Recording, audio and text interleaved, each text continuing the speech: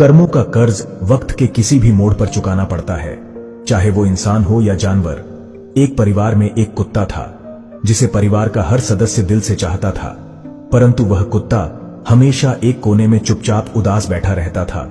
कोई समझ नहीं पाता कि उसे क्या परेशानी है। एक दिन घर में एक दूर का रिश्तेदार अचानक आया। जैसे ही वह घर में दाखिल हुआ, वह कुत्ता पहली बार तेजी से दौड़ा और उस व्यक्ति के पास जाकर पूंछ हिलाने लगा, मानो उसे बरसों से जानता हो। परिवार के सभी लोग हैरान थे, आखिर यह बदलाव क्यों? रात में उस रिश्तेदार ने एक विचित्र सपना देखा।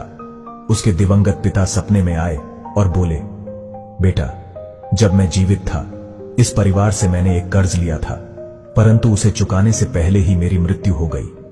मेरी आत्मा उस कर्ज से मुक्त नहीं हो सकी और अब मैं इस परिवार का कुत्ता बनकर अपने कर्मों का हिसाब चुकाने के लिए वर्षों से यहां हूं। बेटा, उस कर्ज को चुका दो ताकि मेरी आत्मा को शांति मिल सके। अगली सुबह वह व्यक्ति उलझन में था। नाश्ते के समय उसने परिवार से पूछ लिया, क्या मेरे पिता ने कभी आपसे कोई कर्ज लिया था? परिवार के मुखिया ने गंभीरता से सिर हिलाते हुए कहा, हां, पर उनकी मृत्यु के बाद हमने इसे माफ कर दिया था। यह सुनकर व्यक्ति स्तब्ध रह गया। सपने की सच्चाई अब स्पष्ट हो चुकी थी। उसने तुरंत उस कर्ज को चुका दिया। कर्ज के चुकते ही कुछ ऐसा हुआ जिसने सबको चौंका दिया। वह कुत्ता उसी दिन मृत्यु को प्राप्त हो गया। परिवार सदमे में था, लेकिन उस रिश्तेदार को अब समझ आ चुका था कि कर्मों का हिसाब इस जन्म में ही नहीं बल्कि अगले जन्मों में भी चुकाना पड़ता है।